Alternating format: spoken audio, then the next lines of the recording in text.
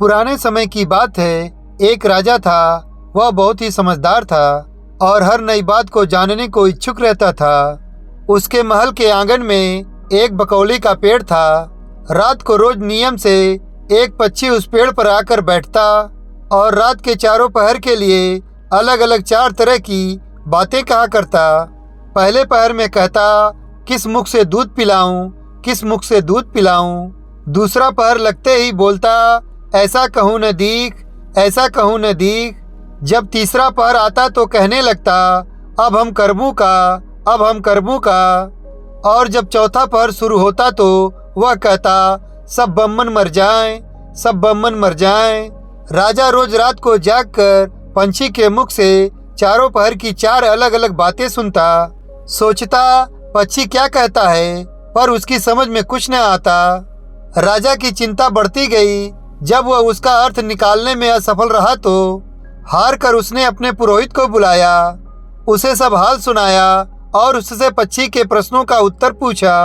पुरोहित भी एक साथ उत्तर नहीं दे सका। उसने कुछ समय की मोहलत मांगी और चिंतित होकर घर चला आया। उसके सिर में राजा की पूछी गई चारों बातें बराबर चक्कर काटती रही। जब बहुतेरा सोचता पर उसे कोई जवाब न सूझता।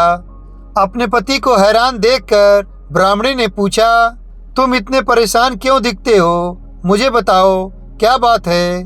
ब्राह्मण ने कहा, क्या बताऊं, एक बड़ी ही कठिन समस्या मेरे सामने आ खड़ी हुई है। राजा के महल का जो आंगन है वहां रोज रात को एक पंछी आता है और चारों पहर में नित्य नियम से 4 अलग अलग बातें कहता है।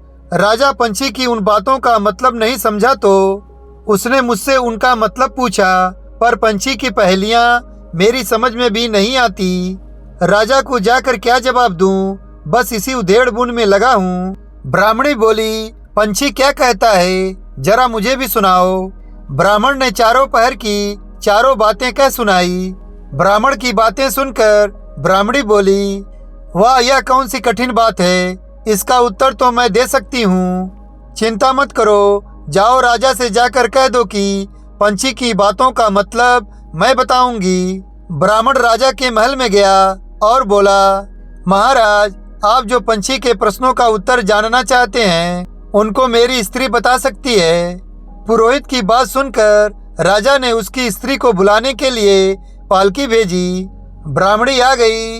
राजा रानी ने उसे आदर से बिठाया।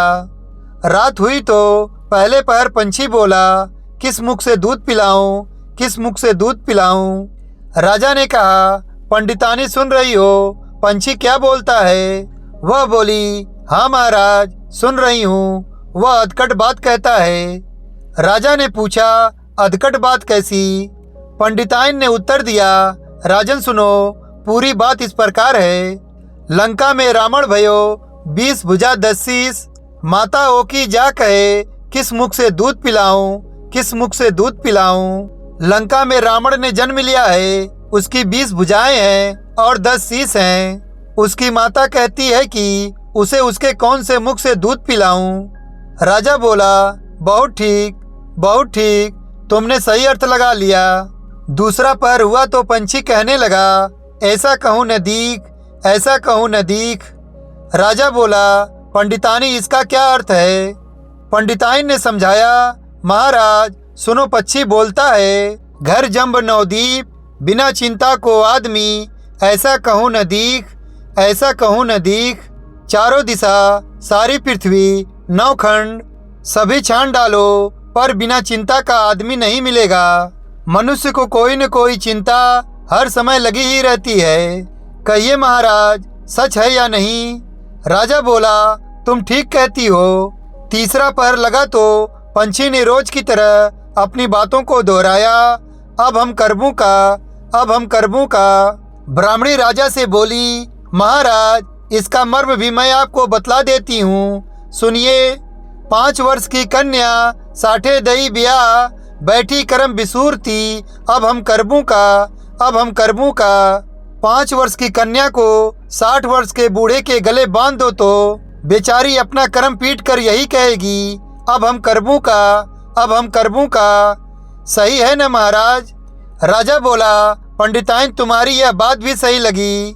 चौथा पहर हुआ तो पंछी ने चोंच खोली, सब बम्मन मर जाएं, सब बम्मन मर जाएं।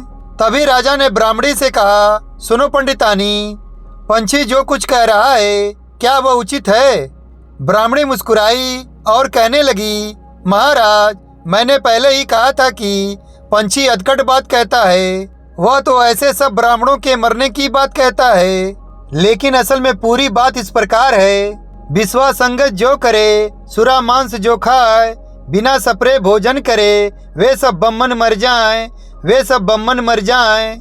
जो ब्राह्मण वेश्या की संगत करते हैं, सुरा और मांस का सेवन करते हैं और बिना स्नान किए भोजन करते हैं, ऐसे सब ब्राह्मणों का मर जाना ही उचित है।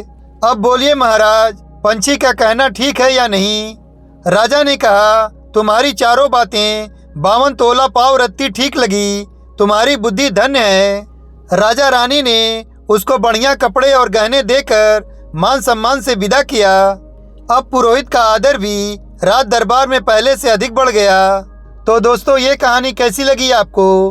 अगर कहानी अच्छी लगी हो तो लाइक कीजिएगा, शेयर कीजिएगा और चैनल को अभी तक सब्सक्राइब नहीं किया है तो चैनल को सब्सक्राइब कीजिएगा। और वीडियो देखने के लिए धन्यवाद।